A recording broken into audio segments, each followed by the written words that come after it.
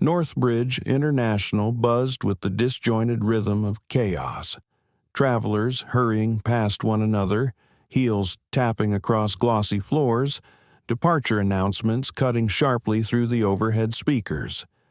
It was a typical, frenzied afternoon at one of the busiest terminals in the country. But then the clamor screeched to a halt. A sharp sound rang out, startling, sudden, like a gunshot echoing through the terminal. Heads turned, gasps burst from startled lips. A cane, an intricately carved one, had been knocked violently from the grasp of an elderly woman. It skidded across the floor, clattering loudly against the tile. The woman, delicate and dignified, instinctively raised her trembling hand in self-defense. Her soft blue eyes widened, not with fear, but with disbelief. In front of her stood a uniformed flight attendant, posture rigid, expression cold, and name tag gleaming under the harsh airport lighting. Jenna Blake. Jenna's features twisted in frustration, her dark eyes sharp with irritation as she jabbed her finger toward the gate. "You were told to move aside," she barked, her voice sharp enough to silence everyone around. "First-class boarding isn't for people like you." A heavy silence fell like a curtain over the boarding area. Travelers froze, glancing between the stern attendant and the frail figure in front of her. No one moved, no one spoke, only a rising murmur of discomfort spread like smoke among the crowd. But the woman, who had introduced herself earlier as Eleanor Langford, did not flinch. She did not argue. Her hand trembled slightly as she leaned forward, painstakingly retrieving her cane from the floor. Every motion she made was slow, deliberate, graceful, imbued with a quiet resilience that seemed to radiate dignity. She straightened her back, her green silk scarf fluttering slightly with the terminal's air conditioning. Then she turned her gaze upward and looked Jenna directly in the eye. Her stare wasn't angry. It was calm. So calm, in fact, that it rattled the very composure of the woman standing above her. Jenna's lips parted slightly, taken aback by the unwavering serenity in Eleanor's gaze. With a voice low and firm, barely above a whisper, yet carrying a chilling weight, Eleanor spoke words that would lodge themselves deep into the memories of everyone who heard them. "You've just made the most serious mistake of your career." Earlier that afternoon, the ambiance inside the airport's exclusive lounge had been far more peaceful. Gentle conversation buzzed through the air, mingled with the soft clinking of glassware. Near the tall windows overlooking the tarmac, Eleanor Langford sat quietly in a secluded corner, her ivory-handled cane resting between her hands, which were folded neatly in her lap. She wore an emerald green dress, simple yet refined. A delicate brooch adorned her chest, an understated emblem of taste. Her silver hair had been styled into soft waves that framed her face with timeless grace. To the hurried travelers rushing past, she was merely another elderly passenger awaiting departure. Nothing extraordinary, nothing to notice. But one man did notice. Across the room, a sharply dressed young professional glanced up from his laptop. His name was Daniel Rowan, a consultant known for racking up thousands of airline miles each year. He paused, watching the poised older woman for a brief moment before standing. With a respectful nod, he gestured toward his plush seat. "Would you care to sit here, ma'am?" he offered, his voice gentle. Eleanor lifted her eyes toward him, offering a soft, appreciative smile. "That's very kind of you, young man, but I'm quite comfortable, thank you." Daniel returned the smile and sat back down, not realizing that the woman he had just spoken to was far from an ordinary traveler. Meanwhile, outside the lounge, the check-in counters buzzed with activity. Passengers were being directed swiftly and efficiently by the uniformed staff, their words clipped, rehearsed, and professional. Amid them stood Jenna Blake, tall and composed, her posture almost regal. Her dark hair was pulled into a sleek knot, her features set in permanent control. She had worked first-class cabins for years and carried herself as though she were the gatekeeper of luxury itself. Jenna made assessments at a glance, her eyes scanning the crowd for designer bags, tailored suits, and confident body language. These, to her, were the marks of those worthy of first-class treatment. And anything less? Disregarded. So, when her gaze brushed briefly over Eleanor Langford, sitting silently in her emerald dress, Jenna barely registered her presence. A flicker of the eyes, a moment of disdain, and she moved on. Her attention was locked on the high-status executives she anticipated serving with flawless precision. She had no idea who Eleanor truly was, nor did she consider for a second that this modestly dressed woman might have a first-class ticket, let alone deserve one. The announcement came through the speakers moments later. Now boarding. First-class passengers on Flight 328 to Charleston. The quiet rustle of movement followed as the eligible passengers began rising from their seats, adjusting briefcases and smoothing their jackets. With composed elegance, Eleanor stood from her corner. She adjusted her scarf gently, rested one hand atop her cane, and moved toward the gate with calm, deliberate steps. She did not rush. She did not need to. Others passed her, breezing by with their heads down, focused on finding their seats. No one noticed the serene grace with which Eleanor Langford approached the gate. When she reached the boarding attendant, she extended her ticket politely. Jenna Blake was stationed there, clipboard in hand. Without even glancing at the ticket, Jenna extended an arm to block Eleanor. "Ma'am," she said, her voice syrupy with forced politeness, "this lane is for first class only." Eleanor met her eyes steadily. "Yes, I'm aware," she said, her tone quiet but confident. Jenna's brows creased. Her eyes darted down at the ticket for the first time, clearly expecting to find a mistake. "Are you sure this is yours?" she asked, an edge of mockery creeping into her voice. "I am," Eleanor replied. With an exasperated sigh, Jenna scanned the area behind Eleanor, clearly waiting for someone, perhaps a relative or nurse, to come clarify this apparent misunderstanding. But no one came. Eleanor was traveling alone. Still skeptical, Jenna held the ticket up toward the light as though searching for forgery. "There must be some kind of mix-up," she declared, raising her voice slightly. "First class is reserved for a particular standard of traveler." She gestured toward the economy line. But Eleanor Langford did not move. Her presence, calm, composed, resolute, seemed to press against Jenna's rigid stance like a silent challenge. A few more passengers began to pause, unsure of what was happening, sensing a disturbance in the polished routine of air travel. And then the moment of escalation arrived. Jenna, her patience worn thin, smacked the ticket from Eleanor's hand with a forceful flick. The ticket fluttered to the floor.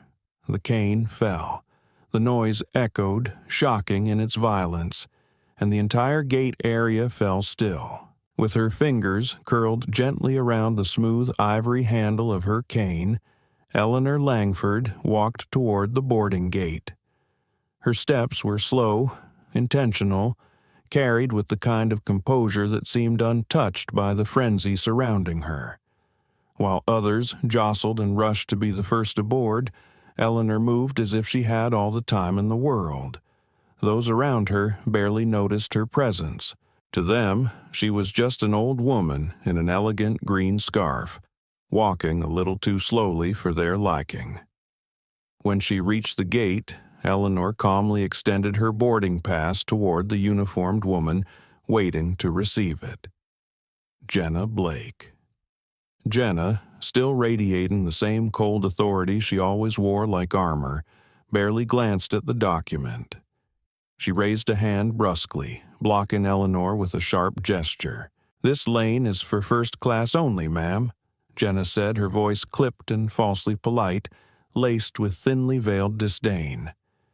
Eleanor slowly lifted her gaze to meet Jenna's eyes, calm, unflinching, unreadable. "I know," she said simply, her voice even and steady. Jenna let out a loud, impatient sigh, clearly unimpressed. Her eyes returned to the boarding pass with more scrutiny now, as if she were examining something suspicious. Her brows pinched together in disbelief. The idea that someone of Eleanor's appearance, aged, understated, alone, might hold a legitimate first-class ticket was clearly too much for her to accept without question. "Are you absolutely certain this is your boarding pass?" Jenna asked in a mocking tone, lifting one brow and tilting her head. The question hung in the air like a slap, but Eleanor didn't flinch. She didn't bristle or protest. She simply responded, her voice calm and resolute. "Yes, I'm sure." The surrounding crowd began to stir slightly. Furtive glances passed between passengers as Jenna's voice rose. She glanced behind Eleanor, clearly expecting a family member or caregiver to step in and explain the confusion. But no one appeared. Eleanor stood alone, poised and unwavering. Jenna rolled her eyes. With a theatrical sigh, she raised her voice just enough to draw attention. "There's clearly been some kind of mix-up," she said condescendingly, speaking as though to a child. "First class is reserved for certain passengers." With a dismissive wave, she gestured toward the economy lane. "That's where you should be." Eleanor Langford didn't move. Her eyes, steady as still water, remained fixed on Jenna Blake. Her body was still, her posture regal in its own quiet way. The younger woman's increasing disrespect didn't seem to shake her. If anything, Eleanor's silence grew more powerful, more haunting. After a long pause, Eleanor finally spoke again, her voice firmer now, authoritative, clear. "There is no mistake. That's my seat." The words, though calmly delivered, hit like a thunderclap. Jenna's jaw tensed visibly. Her patience was running thin. She had dealt with countless passengers trying to game the system, and to her, Eleanor was just another one. Without further ceremony, she held Eleanor's boarding pass up to the overhead lights, examining it with exaggerated suspicion. "I don't know how you managed to get this," she muttered under her breath, unable to mask the disgust in her tone. "But you're not sitting here today." Behind Eleanor, the line had begun to slow, a subtle tension blooming through the terminal. People had stopped pretending not to notice. Murmurs spread, uneasy, quiet, and disapproving. Ethan Hale, the well-dressed businessman who had earlier offered Eleanor his seat in the lounge, now stood a few paces behind. His shoulders stiffened, his jaw tensed. He looked ready to step in but hesitated, uncertain whether intervening would help or make things worse. Jenna had reached her limit. "I've had enough of this," she snapped, her voice loud and cutting. "Move aside. Now." Eleanor stood her ground. Her silence said more than words ever could. And in a moment that stunned everyone watching, Jenna Blake's control finally snapped. With a sharp, deliberate motion, she slapped the boarding pass out of Eleanor's hand. The paper fluttered to the floor. The cane, too, slipped from Eleanor's grasp and struck the tile with a harsh, echoing clatter. Gasps burst from the crowd. The sound of the cane hitting the ground seemed to slice through the terminal's noise, forcing a stunned silence across the boarding area. Shock registered on every face.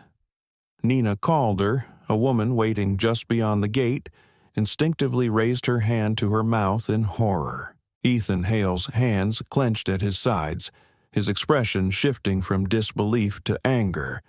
But Jenna Blake didn't seem to care. "I told you to move," she snapped, her tone now stripped of any pretense. Eleanor, instead of reacting in outrage or fear, bent slowly to retrieve her fallen cane. Her movements were graceful, unhurried, an elegant defiance in the face of humiliation. When she rose to her full height again, she didn't look diminished. On the contrary, she seemed taller than before, commanding, centered, unshakable. She met Jenna's eyes, and for the first time, something in Jenna's gaze faltered. The air between them thickened, nearly unbearable in its silence. Then Eleanor spoke. Her voice was soft but clear, calm but commanding. Every syllable carried like a bell through the tense crowd. "You've just made the gravest mistake of your entire career."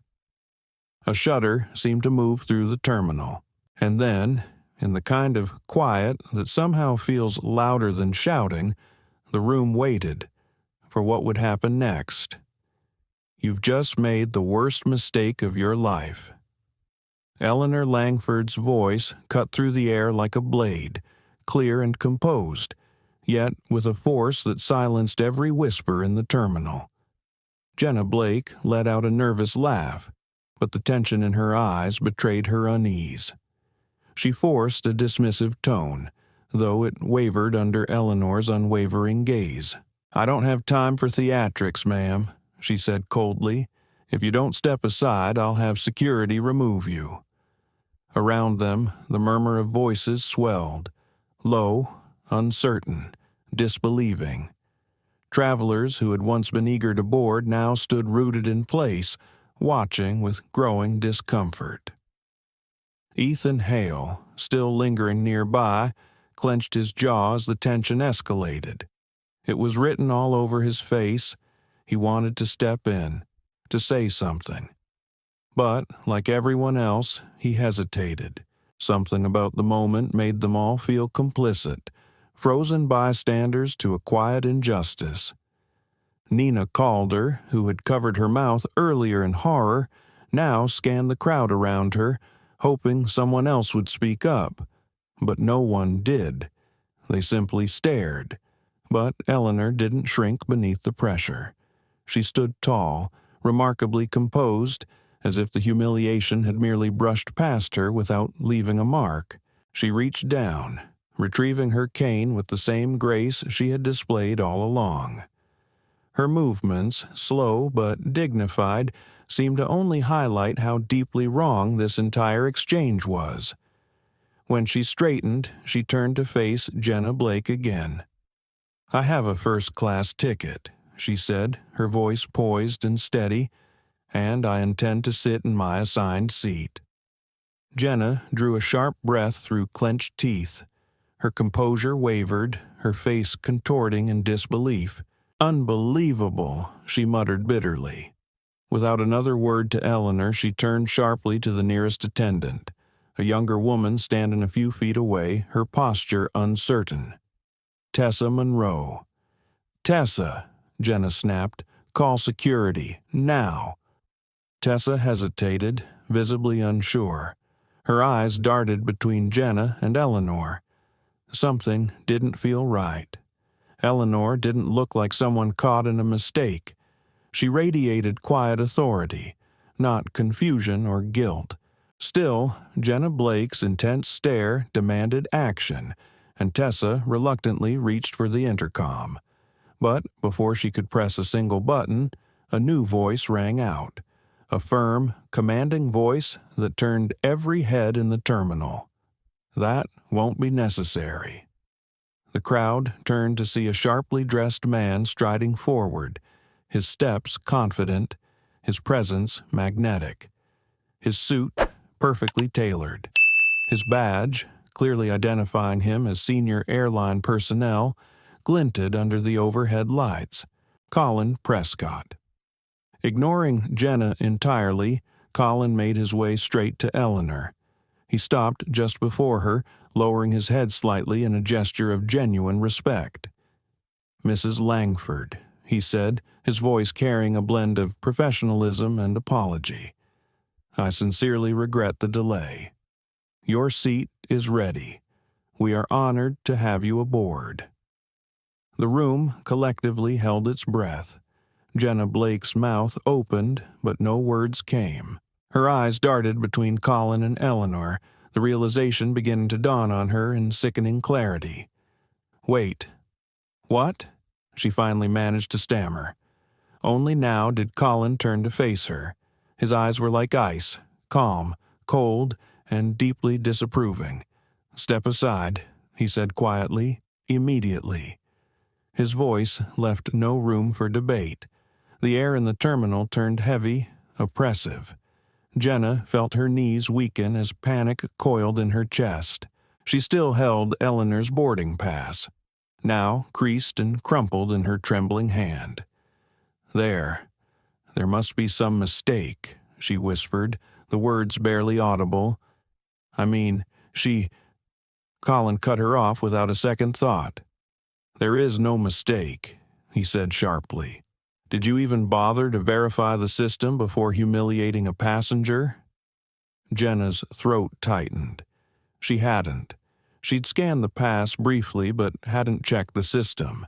She'd relied on instinct, assumption, bias, and now her stomach churned with the weight of her error. Colin didn't wait for her answer. Instead, he turned back to Tessa Monroe, his voice firm but calm.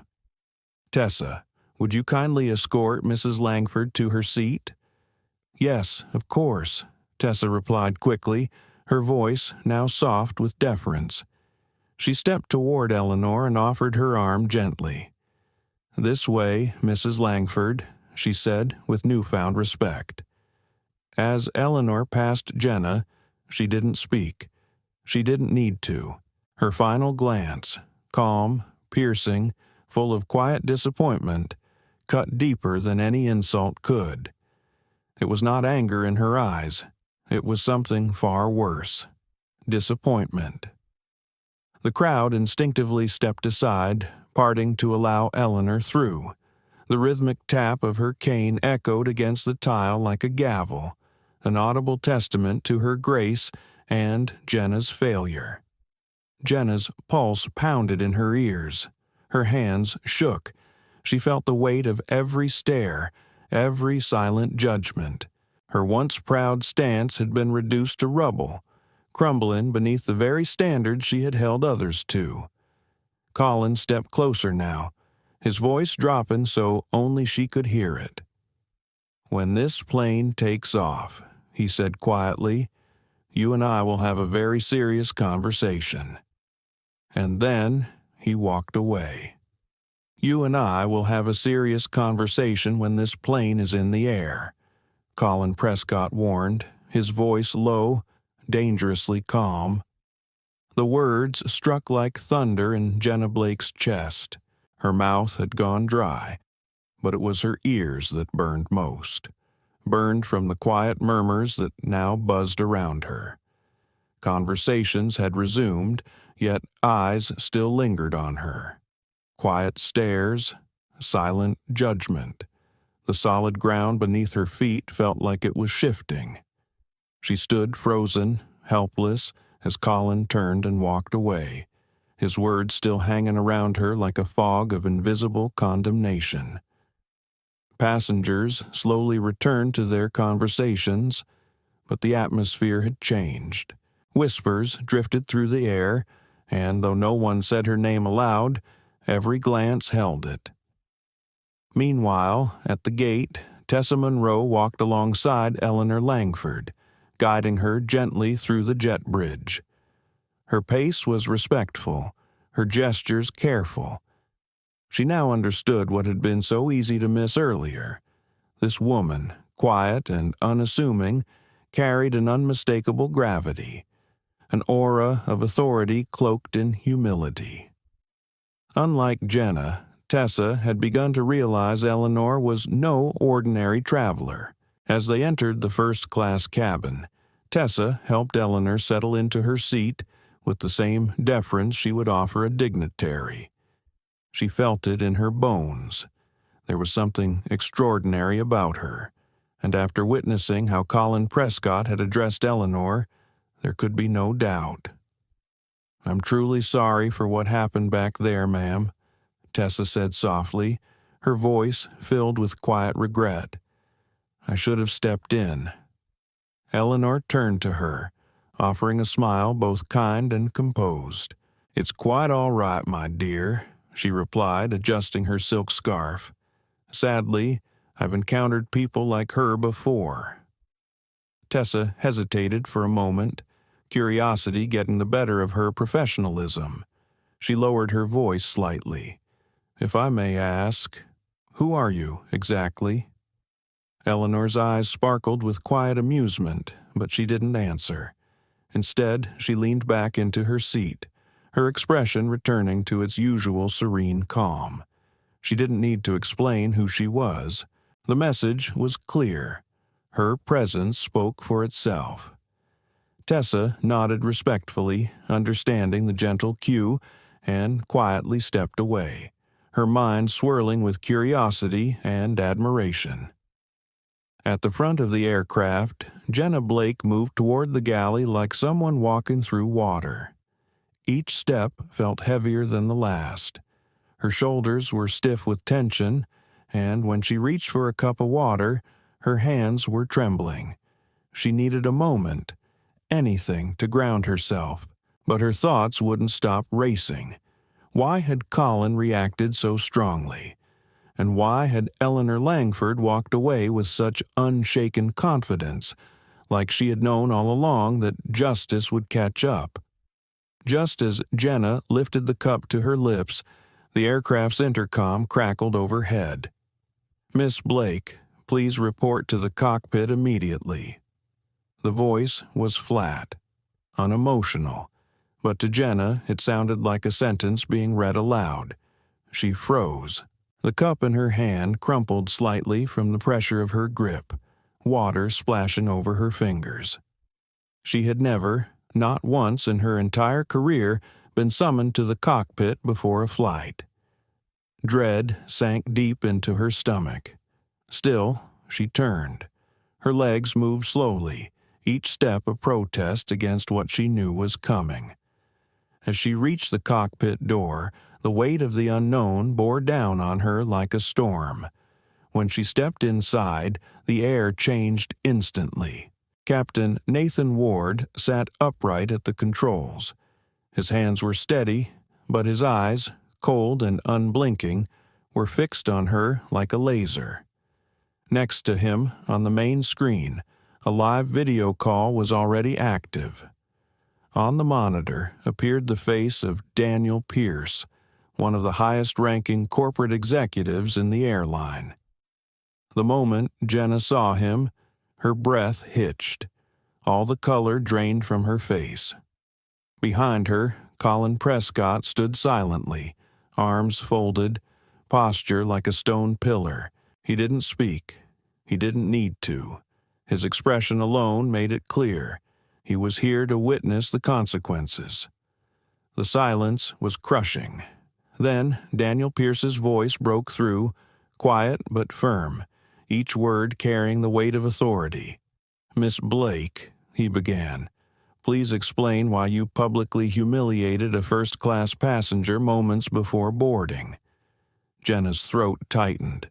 I didn't humiliate her," she said quickly, her voice thin. "I believed there was an issue with her ticket." Daniel's eyes narrowed. His tone sharpened.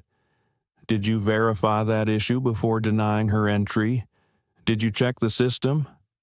Jenna froze. Her mouth opened, but no words came out. Because the truth was, she hadn't. She had taken one look at Eleanor and assumed, based on appearance alone, that she didn't belong. Captain Ward let out a slow, heavy sigh, rubbing a hand across his brow.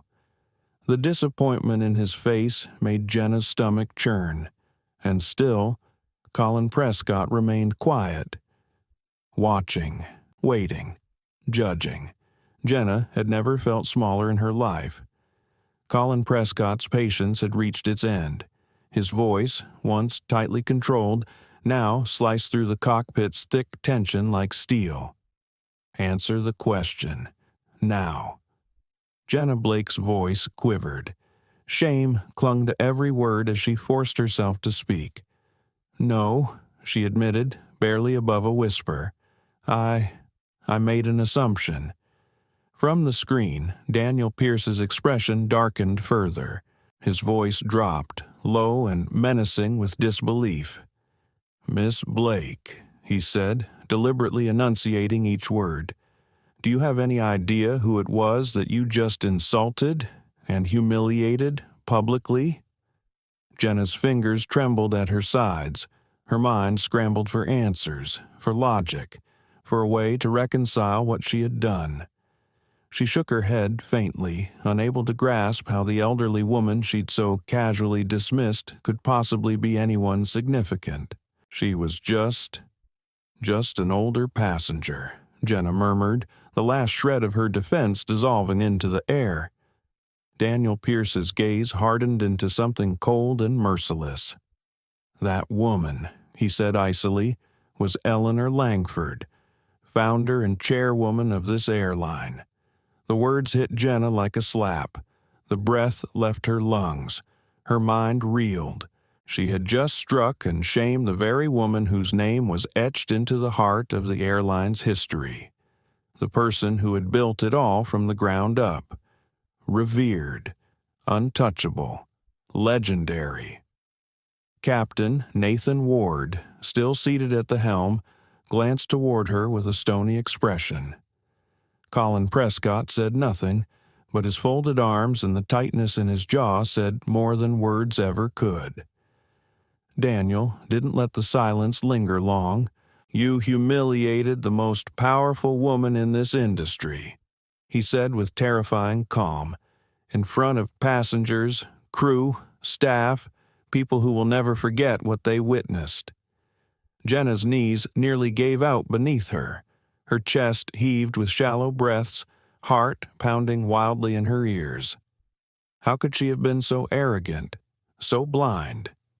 She forced herself to speak, but her voice sounded distant, unfamiliar, even to her. I didn't realize." "You didn't realize," Colin cut in, his voice sharp with disgust. "What, exactly? That she didn't match your image of what a first-class passenger should look like?" Jenna flinched. The truth stung, deeply. "That's not what You would have treated her differently," Colin said coldly, "if you'd known her name. If you had any clue who she was, would you have dared to behave as you did?" The question hung in the air, sharp and undeniable. Jenna opened her mouth, but no words came. There was nothing she could say, because they all knew the answer. If she had known who Eleanor Langford was, she would have bent over backward to serve her. She would have smiled, apologized, shown every courtesy. But she hadn't. She had seen an elderly woman who didn't fit her narrow view of a VIP, and she'd humiliated her. Captain Ward shook his head slowly, the disappointment clear on his face. Colin Prescott exhaled sharply, disgust plain in his posture, and Daniel Pierce, without raising his voice, delivered the sentence Jenna feared most. "You have exactly one chance to begin repairing the damage you've caused," he said. "You will return to Mrs. Langford immediately. You will apologize out loud in front of every passenger who witnessed your disgraceful behavior, and you will ensure that she receives nothing short of flawless service for the remainder of this flight." He paused, letting the weight of his next words land heavily. "Fail to do so, even slightly," he said, "and your career ends the moment we land. Permanently." The blood drained from Jenna's face. Her throat tightened, her pulse roaring in her ears. The name Eleanor Langford echoed through her mind like a bell tolling doom. How could she have been so willfully ignorant? Still, she managed a stiff nod. "Understood," she whispered, her voice barely audible. Captain Ward offered her no comfort. Colin Prescott no sympathy. And Daniel Pierce? He didn't even wait for her to leave before ending the call. Jenna turned and began the long walk back through the narrow corridor toward the cabin. Every step felt like a punishment, every breath like swallowing nails. As she pushed back the curtain into first class, she felt the air change instantly. The stairs were waiting for her. No one knew every detail, but they knew enough. The whispers from the gate had flown ahead of her. Now, every eye followed her. Every move was under scrutiny. And at the center of it all sat Eleanor Langford, perfectly poised, entirely at ease. Her cane rested neatly at her side, her scarf freshly arranged, her expression unreadable. She had already taken her seat as if nothing had happened, yet the power of her presence filled the entire cabin. Beside her, Tessa Monroe lingered cautiously, sensing this moment wasn't over. Not by a long shot. Jenna Blake stopped a few feet from Eleanor, her hands shaking visibly. The walk from the cockpit to this moment had felt like miles. And now, standing before her, Jenna had never felt more exposed. Jenna Blake stood before Eleanor Langford, her mouth dry, her heart pounding like a war drum inside her chest. The words she had never imagined she'd be forced to say now clawed their way out. "Mrs. Langford," she began, her voice cracking under the weight of shame. I need to sincerely apologize for the way I treated you earlier." She swallowed hard, her eyes flickering nervously to the older woman, whose calm, composed expression was unreadable. There was no malice in Eleanor's eyes, no smirk of victory, just something deeper, something still and piercing. A silence stretched between them, thick and unrelenting. All around, passengers leaned in slightly. Whispers flickered back to life like sparks catching wind. Even Tessa Monroe, standing a few steps away, held her breath, uncertain how this moment would unfold. Jenna could feel her skin flush with fresh humiliation. Moments ago, she had spoken with disdain to this woman, dismissed her as if she were a nuisance, insignificant. Now, Jenna was the one exposed, her composure stripped away. Her voice trembled as she continued. "I misjudged you," she said, barely managing to hold her gaze. "My actions were wrong. I showed you disrespect, in front of everyone here." Still, Eleanor Langford didn't respond. She allowed the apology to hang in the air like a fragile ornament, suspended, making sure it settled deep into Jenna's conscience. Finally, with a slight nod, she replied softly, "I accept your apology." A small exhale of relief slipped from Jenna's lips, her shoulders easing just slightly. But then Eleanor calmly lifted her glass of water, took a slow, deliberate sip, and added in a voice that froze Jenna's breath, "Now, repeat it for them." The cabin's atmosphere changed in an instant. The soft hum of the engines now seemed deafening, underscoring a silence filled with tension and judgment. Jenna Blake's heart sank into her stomach. Repeat it. For who? She asked, already dreading the answer. Eleanor gently motioned toward the rows of first-class passengers. "For everyone who saw you," she said. "For those who witnessed how you spoke to me, who watched as you slapped a ticket from my hand and dismissed me. For those who saw you humiliate the woman who built this airline." Her tone never changed, never raised. yet every word landed like a hammer. "I accepted your apology," she added, "but they deserve to hear it too." Jenna felt the blood drain from her face. The humiliation of the private apology had already been almost unbearable. But this was devastating. She could feel every pair of eyes turning toward her, each one a silent wait, every passenger now waiting, not just for an apology, but to see if Jenna would own the full breadth of what she had done. Part of her wanted to rebel, to point fingers. Why had no one stepped in to stop her earlier? Why now, when it was her turn to suffer, did everyone seem so interested? But Colin Prescott's words echoed in her head.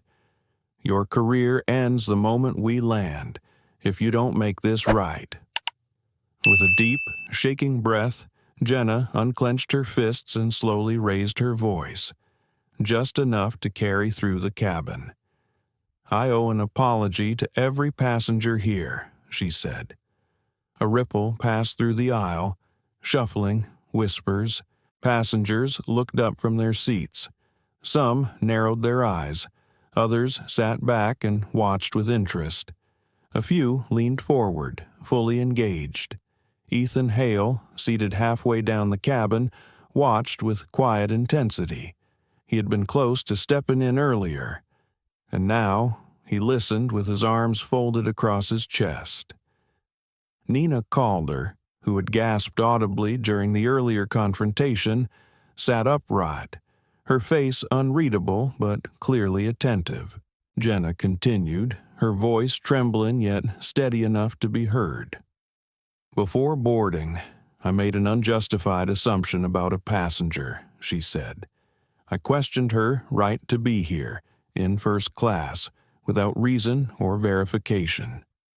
I spoke to her in a way that was deeply disrespectful and unprofessional." A low hum of murmurs rolled through the cabin. It was one thing to suspect something had happened. It was another to hear it admitted aloud. "I humiliated Mrs. Langford publicly," Jenna said, her face flushed, "and I deeply regret it." The weight of the moment was unbearable.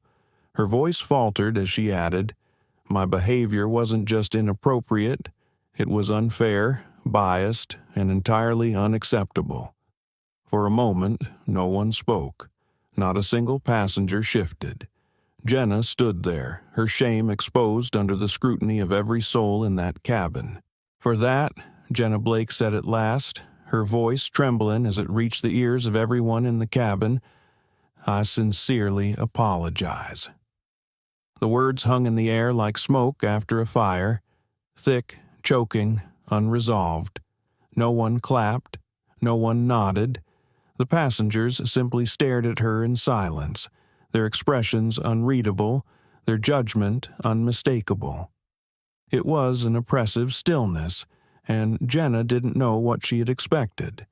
Perhaps a murmur of acceptance, or even a sympathetic glance. Instead, she was met with cold silence. At last, Eleanor Langford spoke.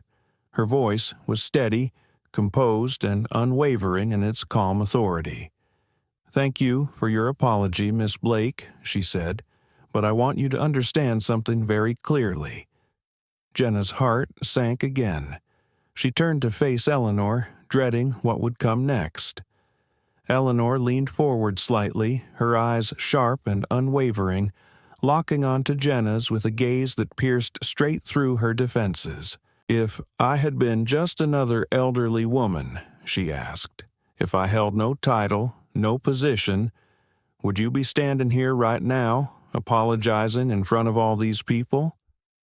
The question struck Jenna like a blow to the chest.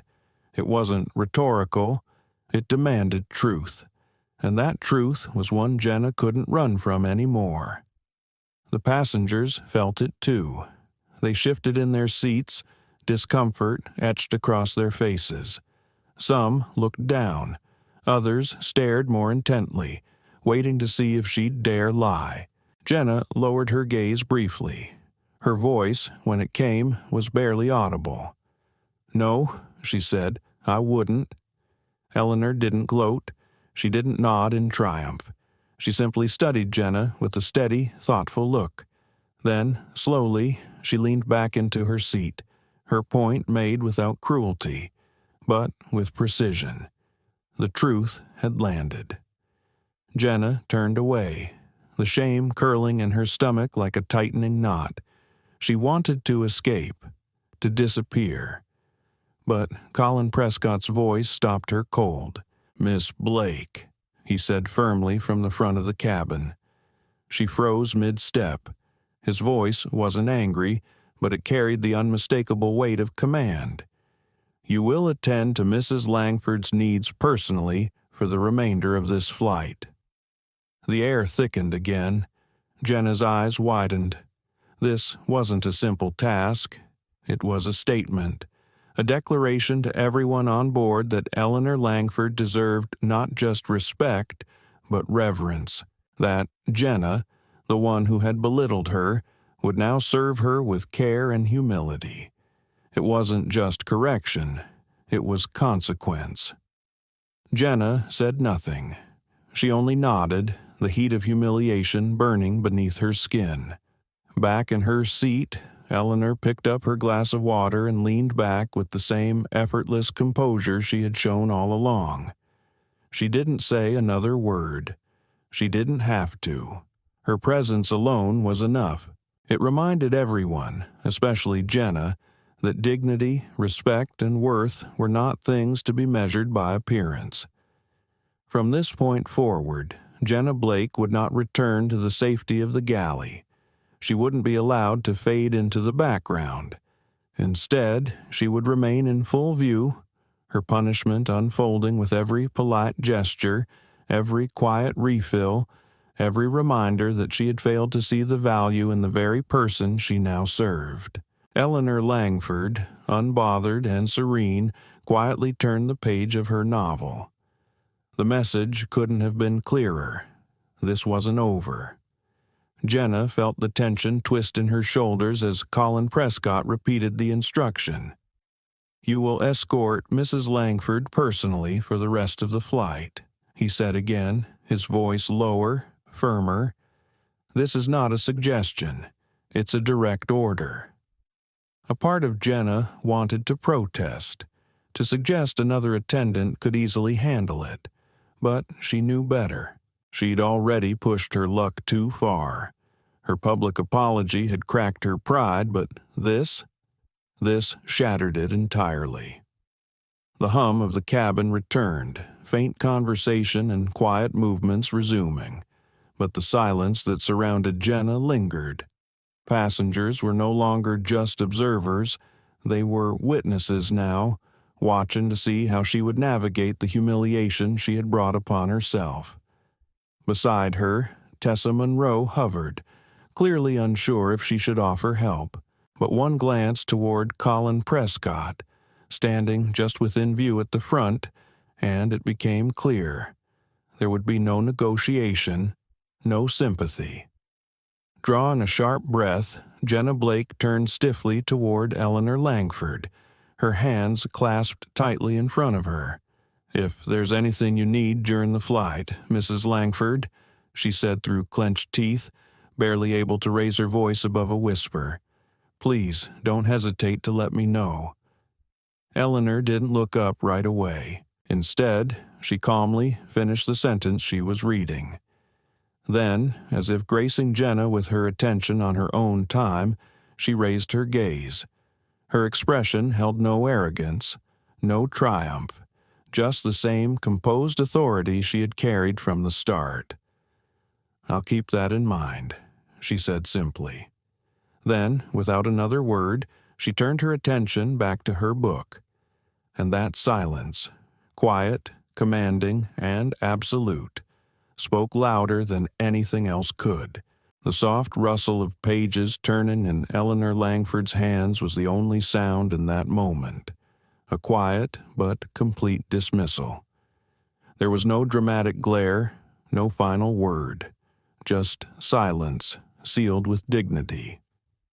Jenna Blake felt her cheeks burn as she turned stiffly back toward the front of the cabin.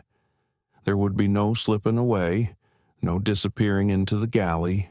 She was now on display, her shame an unspoken headline every passenger had already read. Colin Prescott, watching from a distance, gave her a single, pointed look before turning and striding down the aisle toward the cockpit. His expression didn't soften. Justice had been delivered, and he was satisfied. Behind him, Tessa Monroe lingered for a beat longer. She glanced toward Jenna, her face gentle, almost sympathetic. "I can help, if you need anything," she whispered. Jenna's jaw tensed. Pride, though battered, still flared within her chest. "I can handle it," she said stiffly. Tessa gave a reluctant nod and stepped back, leaving Jenna Blake exactly where she had been for most of this ordeal, alone. She stood awkwardly by the service cart, surrounded by the cold stares of passengers who tried, unsuccessfully, to look disinterested. Some flipped through magazines or half-watched their in-flight screens, but their eyes wandered often, and always back to her. Ethan Hale, the sharply dressed businessman who had offered Eleanor a seat in the lounge, didn't hide his observation anymore. He watched her carefully, his expression unreadable. Not cruel, not kind. Simply attentive, like someone witnessing a difficult lesson unfold. Jenna tried to stand tall, but on the inside she felt anything but.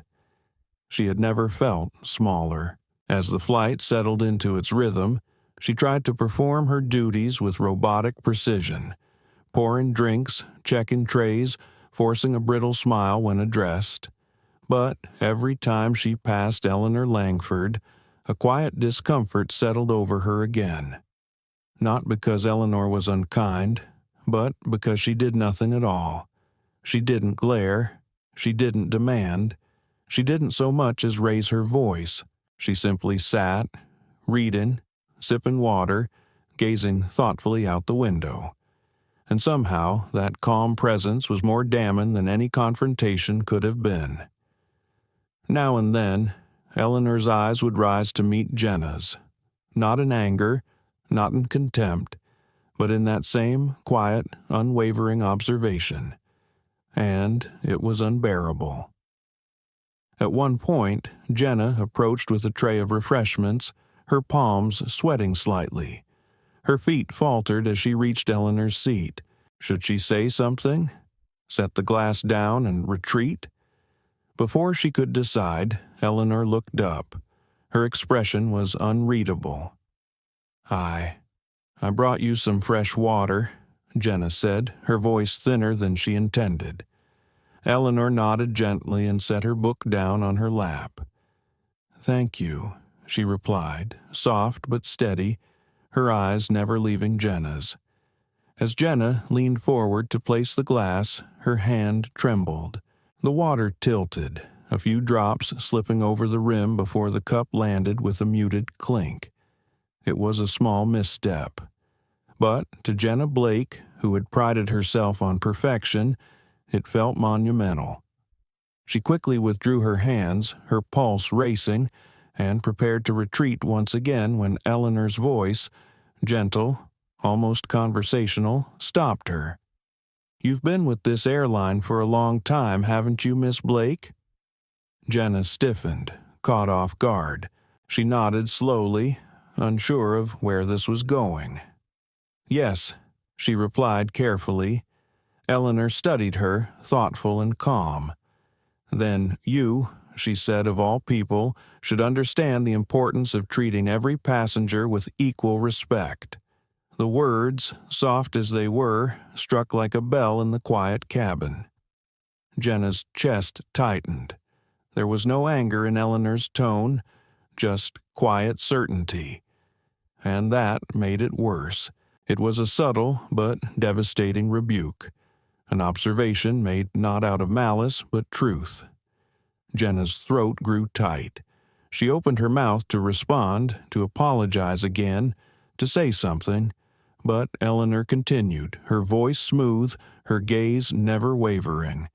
And all that time she asked, "Has anyone ever questioned whether you truly belonged here?"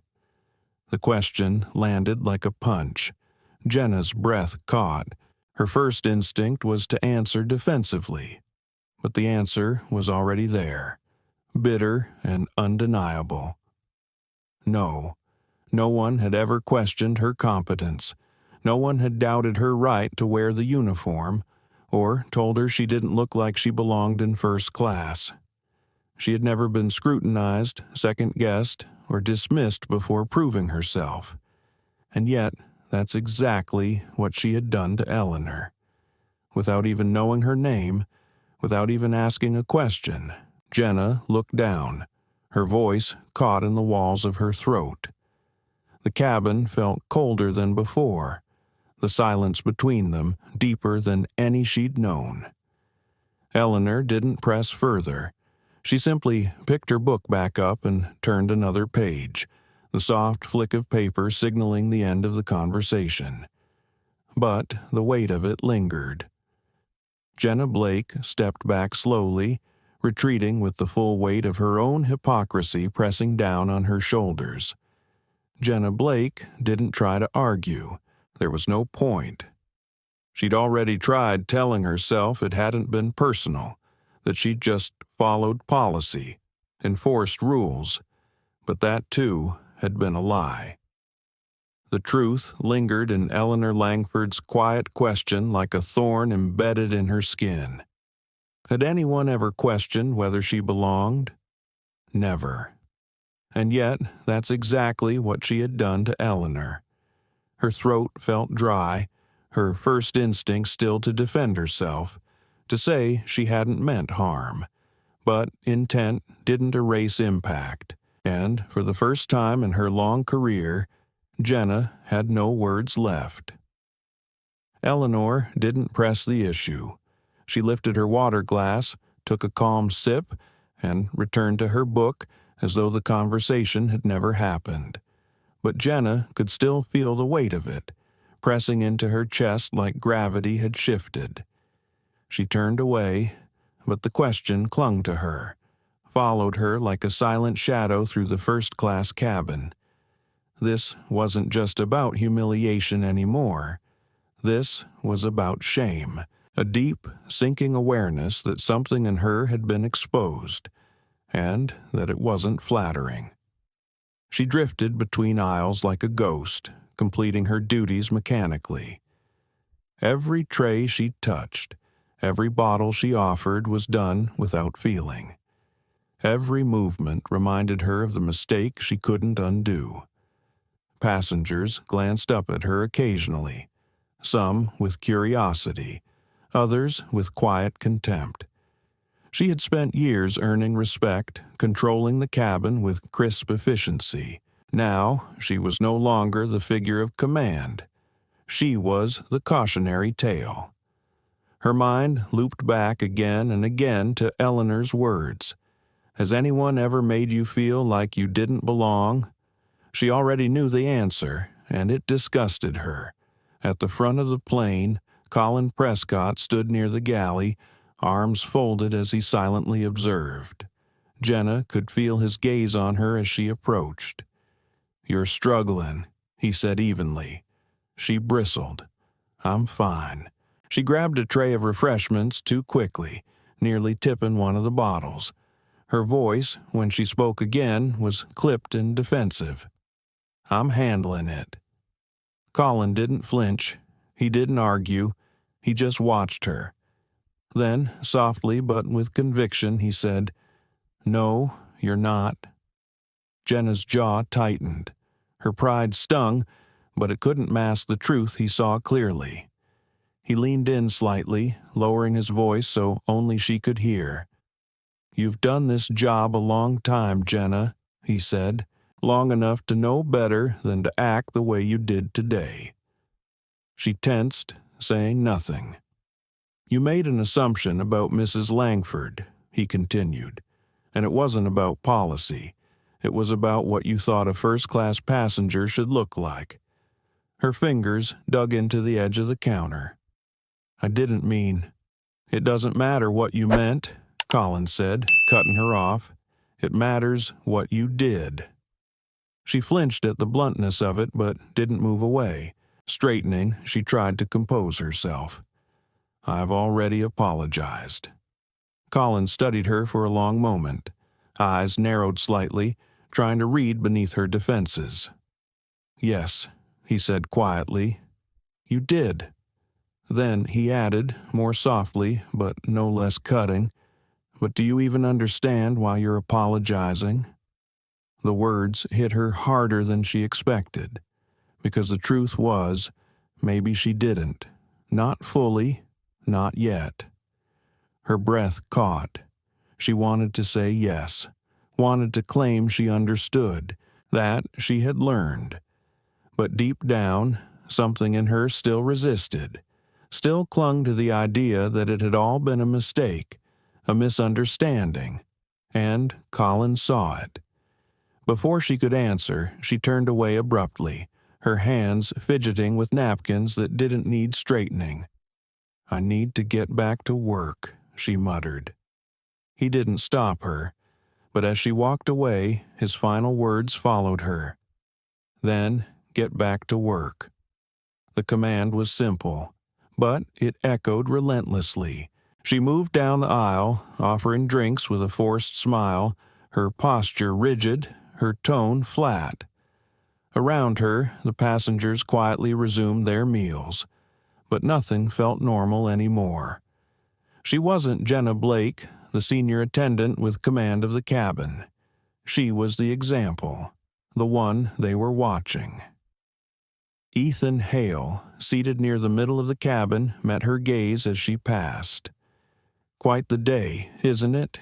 he said casually, swirling the drink in his hand. Jenna forced a brittle smile. "Just another flight," she replied, her voice light and hollow. Ethan gave a small, knowing smirk. He wasn't convinced. He glanced toward Eleanor Langford, serene as ever, calmly flipping a page in her book. Then he looked back at Jenna, lowering his voice just slightly. "I fly first class often," he said. "I've seen flight attendants like you. Strict, efficient, no tolerance for nonsense." Jenna raised an eyebrow slightly, waiting for the inevitable sting. "Usually," he added with deliberate pause, "I respect that." Her jaw tensed. "Usually," he repeated, sipping his drink as his eyes stayed locked on hers. And this time, she understood the message without needing it spelled out. Today, Ethan Hale had said, "I saw someone who decided she had the right to decide who belonged and who didn't." His words still echoed in Jenna Blake's mind, long after he turned back to his drink, conversation finished. She had wanted to dismiss him, just like she'd dismissed Eleanor Langford at the gate. But she couldn't. Not now. Because deep down, she knew he was right. And the truth stung more than she could bear. For years, Jenna had prided herself on being a by-the-book professional. Firm, polished, in control. She believed she had upheld standards, followed protocol, maintained fairness. But today, she had used those standards to mask something uglier. She hadn't just enforced rules, she had judged. She had made assumptions. And she'd used authority as a shield for her prejudice. Now, every whispered comment, every passenger's lingering glance felt like an indictment. The hum of the engines blurred into the background. Her mind was a chorus of voices, Colin's, Ethan's, and, most painfully, Eleanor's. They repeated over and over, drilling through the armor she had always worn so tightly. Has anyone ever made you feel like you didn't belong? No. And that was exactly the point. She had judged Eleanor Langford before the woman had even opened her mouth. Without a word exchanged, she had assumed she didn't belong. And had Colin Prescott not intervened, had Eleanor Langford not been Eleanor Langford, Her judgment would have gone unchecked. Her bias would have slipped by, unquestioned, untouched.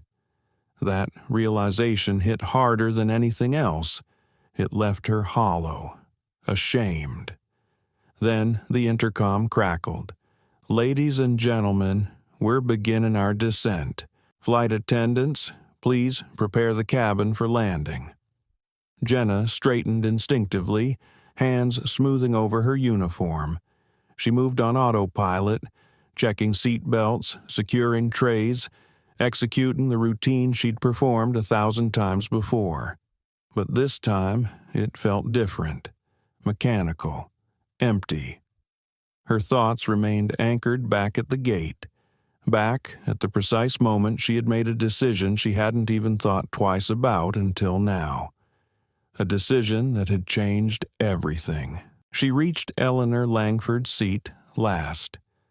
The older woman sat calmly, already buckled in, gazing out at the skyline of the city emerging through the window. For a moment, Jenna simply stood there, frozen. She wanted to say something, anything, but what was left? Before she could speak, Eleanor did without turning. "You're thinking about it now, aren't you?" Jenna tensed. Thinking about what? She asked softly, though she already knew.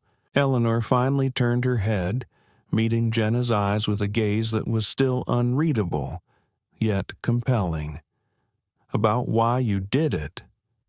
Jenna opened her mouth to reply, but no words came, because since the moment she'd left the cockpit, since she'd stood in front of every passenger and admitted what she'd done, this question had haunted her. And now, in front of the very woman she'd wronged, she couldn't pretend any more. The landing gear dropped with a low rumble, the plane beginning its final descent. Still, the cabin felt still, suspended in tension. Jenna exhaled shakily. I don't know why I did it," she said. And for the first time, she wasn't evading. It was honest, raw. Eleanor watched her quietly for a moment, then nodded. "Then maybe," she said, "it's time you find out." The words weren't accusatory. They weren't angry. But they were a challenge. A quiet invitation to stop running and start confronting the truth inside herself. Jenna swallowed hard. She didn't know if she could ever undo the damage, or if she even deserved the chance. But what she did know, what she finally understood, was that this mistake would not end when the flight did. It would follow her, because it had changed her. The wheels touched down with a smooth, controlled landing. The usual chorus of clicks followed as passengers unbuckled, stirred by the familiar announcement. "Ladies and gentlemen, welcome to our destination. Please remain seated with your seat belts fastened until the captain has turned off the seatbelt sign. On behalf of our entire crew, thank you for choosing to fly with us." The words were familiar, routine, but Jenna Blake felt no relief, only dread. She couldn't stop thinking about what waited beyond the cabin doors, consequences that would surely come. Her stomach twisted painfully as she glanced toward the jet bridge. Whatever awaited her on the other side of that threshold wouldn't be easy, and for the first time in her career, she knew she couldn't control the outcome.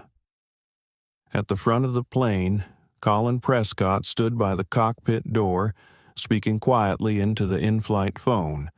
His posture was rigid, focused. His clipped words and furrowed brow said more than she wanted to know. This wasn't just about policy anymore. It was about what Eleanor Langford represented, and what Jenna had failed to see in her.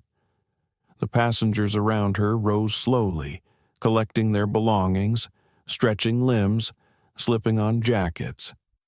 Life was moving on, but Jenna Blake remained still, because she knew the real confrontation was only beginning. At the front of the first-class cabin, Colin Prescott spoke quietly into the in-flight phone, his tone measured but urgent. His stance was rigid, his jaw tight. This wasn't just about coordinating a routine landing. Something was in motion. Jenna Blake could tell. She watched him with dread, catching the tension in his voice, the way his eyes flicked toward her without ever fully settling. Her stomach twisted with the knowing. This wasn't over. Meanwhile, Eleanor Langford remained a picture of grace. Calmly, she reached for her handbag and cane with the same poise she'd shown all flight. There was no urgency in her movements, only precision, measured elegance. As she adjusted the strap over her shoulder, her eyes lifted briefly to meet Jenna's, a glance that carried no cruelty but was unmistakably loaded with meaning. Jenna stood tall, though every inch of her was unraveling inside. She had apologized. She had served Eleanor throughout the flight with unwavering attentiveness. But still, something inside her said this wasn't finished. Not yet. A gentle chime signaled the seatbelt sign had switched off. First-class passengers began rising slowly, stretching, collecting belongings, speaking in hushed tones. Ethan Hale stood smoothly, adjusting his tailored jacket with casual efficiency. As he passed Jenna, he paused, offering a measured look. "Well," he said softly, voice even and cool, "this was certainly memorable." Jenna remained still, her lips pressed together. Ethan studied her a moment longer, then gave a slight nod. "You'll remember today for a long time, I imagine." He was gone before she could respond, disappearing into the jet bridge with the others. Her heart thudded. She turned back toward Eleanor, who remained seated, casually adjusting the handle of her cane. She hadn't moved a single step toward the exit. She didn't need to. Her presence alone created space around her, an unspoken perimeter of respect. And then her gaze found Jenna once more, steady, perceptive, as if she were observing something unsolved in the younger woman. Jenna felt exposed under that quiet scrutiny. Then, softly and clearly, Eleanor spoke. "Walk with me." Jenna blinked, stunned. "Excuse me?" Eleanor tilted her head slightly toward the jet bridge. "Walk with me," she repeated. It wasn't a suggestion. It was a command delivered in velvet.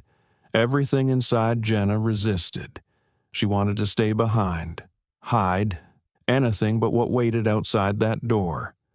But before she could offer an excuse, Colin Prescott's voice came through, firm, uncompromising. "Go." It wasn't a request either. Jenna exhaled sharply, jaw clenched.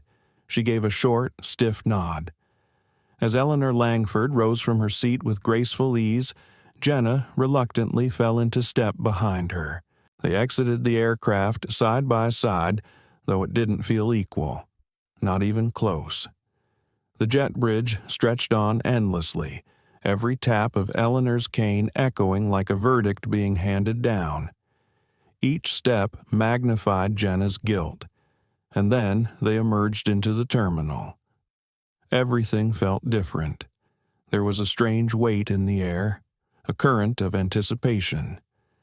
Eleanor moved forward with dignified calm, her cane tapping rhythmically against the polished floor. People instinctively made way, not just because she was elderly, but because she radiated presence, a commanding quiet. Jenna trailed just behind, fighting to maintain a composed expression even as panic surged inside her chest. She had walked this corridor 100 times, but never like this. Never beside someone she had wronged so deeply, and never toward what felt like the end of everything. Then, ahead, she saw them. A cluster of airline executives waited near a secure access area. Clipboard holders, sharp suits, stiff postures.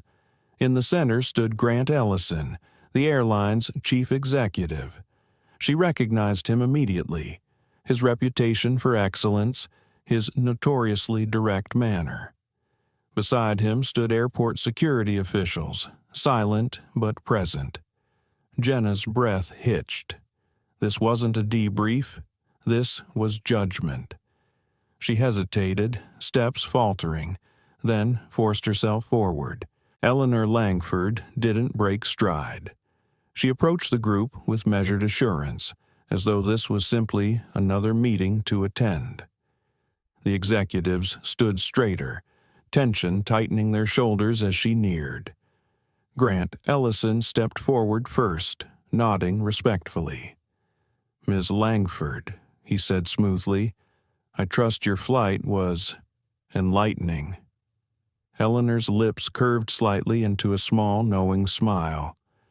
"Oh," she replied, her voice low and composed. "It was." Thick folders were stacked in front of Harold Green, each bearing her name, each filled with pages that now defined her career. Every mistake, every witness account, every formal report boiled down to ink and paper, and those papers would decide her fate. "Sit," Harold instructed, gesturing to the far end of the long conference table. Jenna Blake did as she was told, moving stiffly. Her spine felt like stone.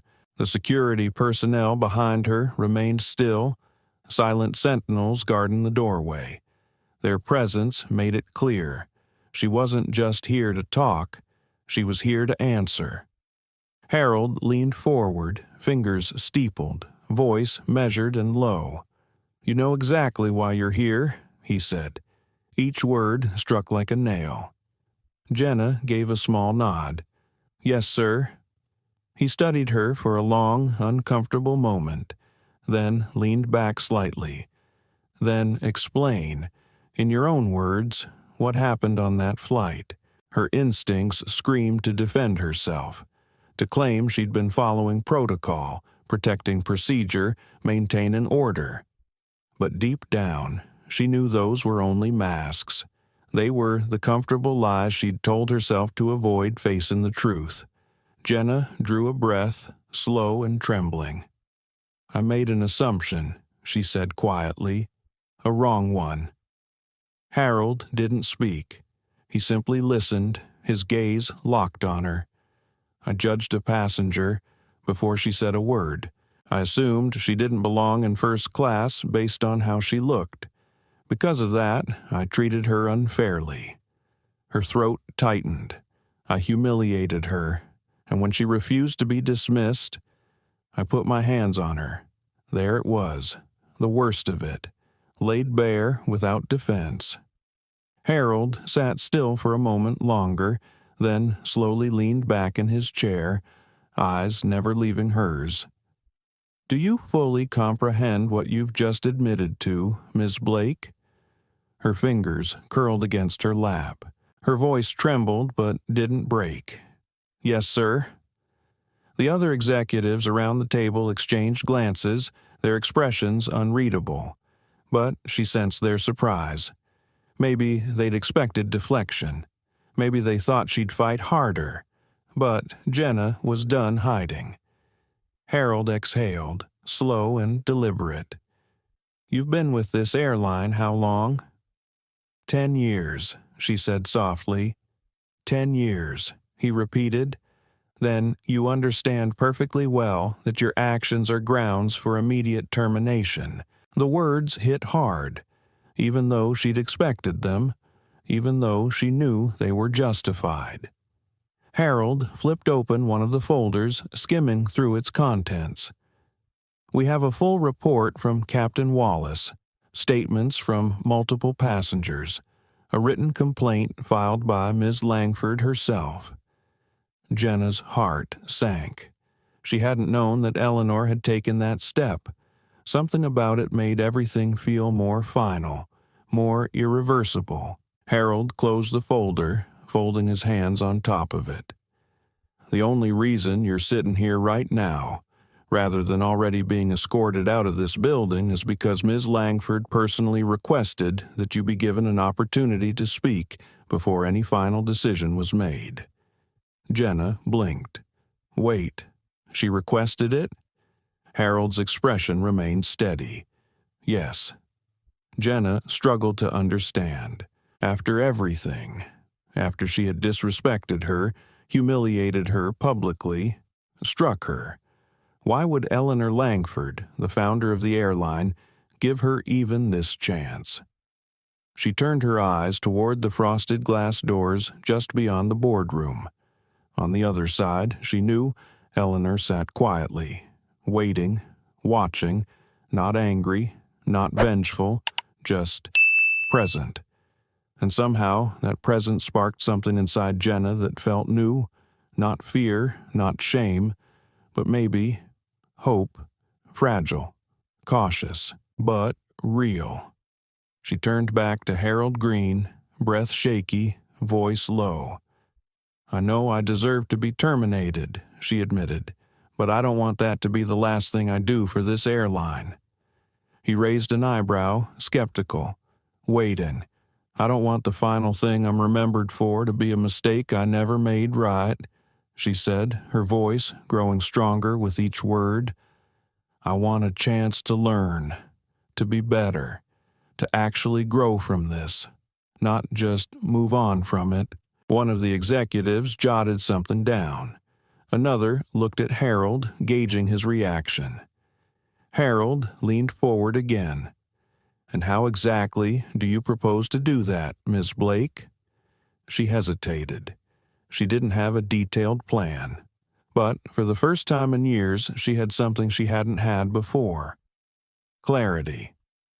I don't know everything, she admitted, but I know I'm willing to do anything. A silence settled over the room. Jenna didn't move. She didn't try to fill it. She just sat in the discomfort she had created. The discomfort she needed to face. For the first time in a long while, her vulnerability didn't feel like weakness. It felt like the start of something different, something necessary. Even the guards at the back of the room shifted subtly, their gazes softening, waiting, perhaps, to see what Jenna Blake would choose to become next. The words had been spoken, but the silence in the room clung to the air like fog. It was thick with something unspoken, something heavy. Jenna Blake sat there, swallowing the lump forming at the back of her throat. Throughout the flight, she had told herself the apology had been enough, that the public humiliation she endured had somehow balanced the scale. But, seated under the unblinking eyes of the airline's senior executives, she now understood the bitter truth. An apology without change was nothing. A lesson claimed but not lived was empty. At the head of the table, Harold Green leaned forward, fingers gently tapping against the gleaming wood. Miss Blake, he said, his voice level, do you fully understand why this situation is so severe? She inhaled slowly, her chest tightening with the weight of what was coming. She had prepared for this moment mentally, even rehearsed answers in her mind. But now, faced with the reality of admitting it aloud, the words turned to lead in her mouth. She forced herself to remember, to feel it, that moment at the boarding gate, the way she had dismissed Eleanor Langford without hesitation, the utter lack of effort to verify anything, the assumption made without question. The cold truth was this: she hadn't seen a passenger. She had seen someone who didn't belong. I told myself I was just following procedure, Jenna said finally, her voice soft but steady. But that was a lie. Harold's brow lifted slightly. Then, what were you doing? She closed her eyes briefly, exhaling through her nose. I was acting on assumptions, she admitted, her voice raw now. I looked at Ms. Langford and decided that someone like her couldn't possibly be flying first class. I didn't verify her ticket. I didn't give her a chance. And when she challenged me, I let my frustration take over. I put my hands on her. Her stomach twisted with shame as she said it, but this time it wasn't just about remorse. It was about truth. Harold's eyes stayed fixed on hers. So you're saying this wasn't just a misstep, it was bias. The word stung, hard. She wanted to recoil from it, to deny it, to justify. But that wasn't why she was here anymore. Yes, Jenna said, her voice breaking slightly. It was. There it was. The unvarnished truth. It felt like tearing something open inside her. Painful, yes, but also, strangely, freeing. The executives exchanged glances. Some leaned back, others leaned forward. None of them interrupted. They had expected excuses. She'd given them something else. Harold folded his arms slowly. His expression remained unreadable, but his gaze grew sharper. "And now?" he asked. "What do you intend to do next?" Jenna blinked. "Sir, you've acknowledged the problem," he said. "Now what's your solution? What are you willing to do to prove you've changed? Because words alone won't undo what's been done." That question hit harder than any reprimand. She hesitated, the enormity of her mistakes crashing back down like a tide. Passengers had witnessed her fail. The airline's name had been dragged through a moment of disgrace. A woman, Eleanor Langford, had been publicly disrespected and humiliated. And yet, here she sat, given a second chance by the very person she wronged. "I don't expect to leave this room with my job," Jenna said finally, her voice firm despite her pounding heart. "And I don't expect immediate forgiveness." She drew in a deep breath, her words more certain with each one spoken. "But if there's any opportunity, I want to be part of fixing the culture that allowed me to think what I did was acceptable." Harold didn't react. He simply watched. "We're taught policies, safety procedures, customer care scripts," she continued, "but I don't think I ever really understood what it means to serve every passenger equally. I thought I did, I believed I did, but I didn't. Not truly." She met his eyes without flinching now. "If I'm allowed to stay, I don't want to just return to my routine. I want to help change it." Another silence swept across the room. This one felt different. Less heavy, more contemplative. Harold Green studied her with the same sharp gaze, his fingers no longer tapping the table. One of the other executives leaned toward him, whispering briefly. He gave a slight nod but kept his eyes on Jenna. Finally, he spoke. "Wait outside." Jenna nodded stiffly, standing slowly. Her legs were trembling, but she held her posture.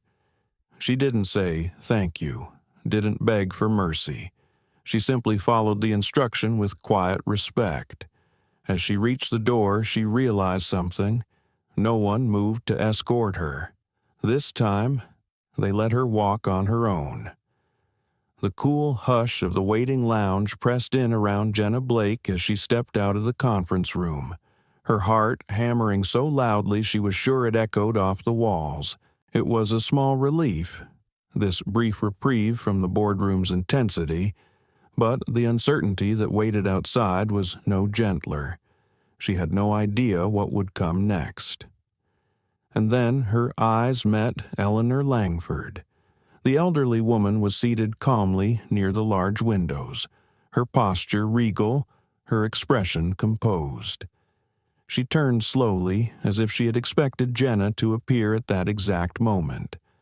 Her gaze, so still and certain, met Jenna's directly. For the first time in the long, chaotic day, Jenna didn't look away. She didn't shrink.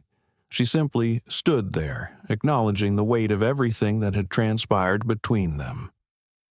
"They're discussing your future," Eleanor said gently, her voice even and unshaken. She nodded toward the glass-paneled conference doors behind Jenna. It almost sounded like casual conversation, but nothing between them was casual anymore. Not after what had happened on that flight. Jenna swallowed hard. "I understand." Eleanor tilted her head slightly. There was no judgment in her gaze, just clarity. It wasn't warm, but it wasn't cruel either. It carried something deeper, something Jenna couldn't fully name. Wisdom, maybe, or patience. "Do you?" Eleanor asked softly, her voice so calm it almost unnerved her. Jenna drew in a shaky breath, feeling exposed beneath that question. For the first time, she didn't default to defense. She didn't explain, didn't justify, because she finally understood what Eleanor was really asking. Not whether she regretted the slap, or the cruel words, or the humiliating public apology, but whether she truly grasped the meaning behind all of it. Jenna had stood at the edge of losing everything: her career, her identity, her pride, and, until just recently, she'd convinced herself that enduring the fallout had been enough. But now she knew that true accountability required more: understanding, humility, a willingness to change. She nodded slowly. "I think I do now." Eleanor studied her for a moment, then asked gently, "And what do you think they'll decide?" The question hit harder than Jenna expected. Had it come an hour earlier, she would have scrambled for excuses, desperate to frame herself as a misunderstood employee, someone simply doing her job. She would have rehearsed protocols, clung to phrases like professionalism and procedure, but none of that felt honest anymore.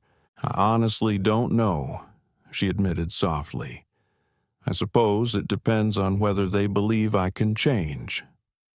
Eleanor didn't flinch. She didn't offer false comfort either. Instead, she tapped her fingers lightly against the carved ivory handle of her cane and asked a question that lodged itself straight into Jenna's chest. "And can you?" The words weren't sharp, they weren't cruel, but they were devastating, because they echoed everything Jenna had spent the entire flight trying to avoid. Her hands twitched slightly at her sides. "I'd like to try," she whispered. Her voice barely rose above the soft hum of the airport beyond the windows, but there was something unshakable in her tone. It was the first thing she'd said all day that felt real, even to herself. Eleanor made a quiet sound, a thoughtful hum, not approval, not dismissal, just recognition. That simple, restrained response landed with more weight than any lecture could have. Jenna stood in the silence that followed, nerves taut beneath her skin. Finally, she asked the question she'd been dreading. "Why did you ask them to give me a chance to explain myself?" Eleanor's lips curled ever so slightly. Not quite a smile, but something close, something thoughtful. "Because I needed to know what you'd do with it," she replied. "Whether you'd use the moment to defend yourself, or to face the truth." Jenna felt something break loose inside her, a realization that settled in her stomach like a stone. This had never been about an apology. It had never been about revenge. Eleanor had never needed a grand gesture or a groveling confession. She had wanted the truth, not about what had happened, but about who Jenna was underneath the uniform. That's why she hadn't demanded punishment, because she hadn't needed it. She had waited, watched, as Jenna exposed herself, layer by layer. Jenna swallowed. Her voice came low, heavy. "You could have had me fired." Eleanor's calm expression didn't change. "Yes, I could have." Jenna hesitated, then forced herself to ask what had been eating at her since the conference room door closed behind her. Then why didn't you? A long pause followed. Eleanor looked out the window briefly, watching a plane taxi into view. When she finally spoke, her voice was soft but deeply grounded. Because I don't believe in letting people walk away from their mistakes without learning from them. The words sank deep, settling like anchors into the hollowness Jenna hadn't been able to name before. This wasn't kindness. This wasn't mercy. It was deliberate, and it was, somehow, more powerful than any punishment would have been. Eleanor Langford hadn't just given Jenna a second chance. She had demanded that she see herself clearly, maybe for the first time in her life. Before Jenna could speak again, the conference room doors swung open. She turned sharply, her breath catching. Harold Green stepped out first, his face unreadable. The other executives followed, their postures formal and stiff. Their eyes flicked briefly toward Eleanor, then locked on Jenna. And at the center of it all stood Daniel Mercer, the airline's top executive. His expression was cool, not cold, but firm. It was time. "We've reached a decision," Harold Green announced, his voice carrying through the silent hallway. Jenna Blake stood frozen, fists tight at her sides. She braced herself for the words that would define her future. "Effective immediately," Harold continued, his tone steady. "You're being placed on probation." Jenna's breath hitched sharply. She had prepared herself for two distinct outcomes, either full reinstatement or the end of her career. But this, probation, it landed somewhere in the murky middle. It wasn't a reprieve and it wasn't punishment. It was something far more challenging, a chance, a conditional one, a test. "You will undergo extensive additional training," Harold said, "including leadership development, emotional intelligence work, and comprehensive anti-bias courses." Jenna's heart pounded louder with each word.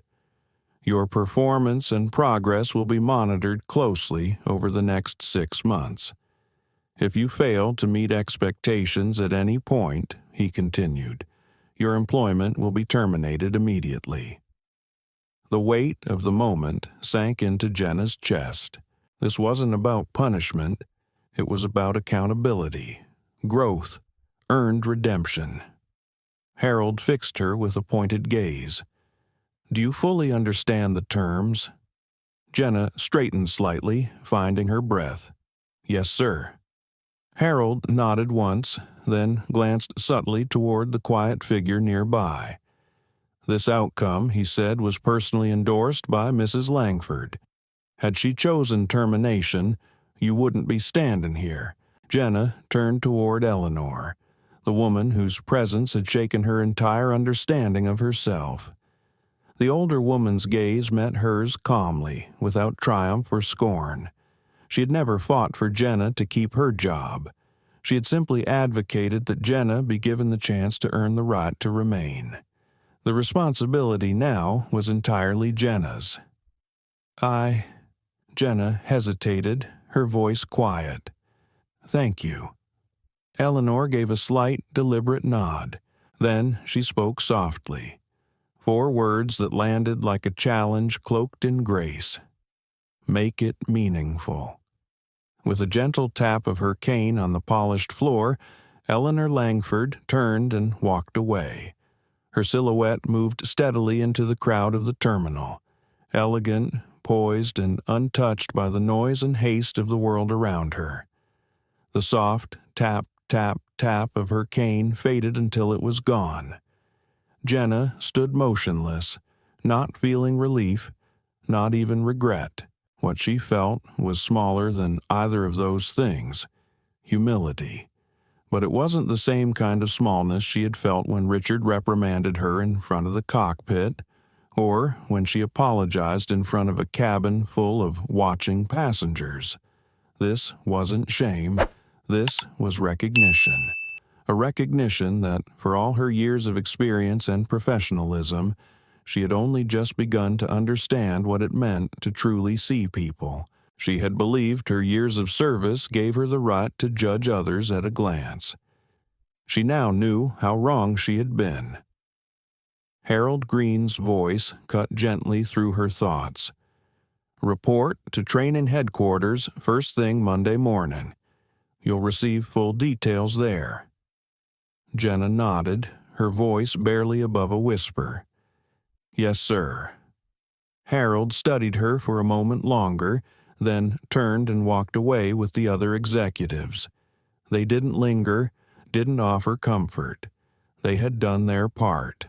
Now it was her turn to do hers. Alone, once more, Jenna let out a long breath, releasing the tension that had been curled inside her since the boarding gate. This wasn't forgiveness, and it wasn't mercy. It was a test, a challenge, one she wasn't sure she could pass. The airport buzzed around her again, voices rising over intercoms, children laughing, luggage wheels spinning. But for a moment, Jenna stood completely still, anchored in the gravity of what had just happened. This wasn't the end of something. This was the beginning. For the first time, Jenna Blake realized that growth isn't born in apology. It's born in what comes after. If she wanted to walk forward, she would first need to confront the hardest truth of all, herself. And that, she knew, would be the most difficult journey she had ever taken.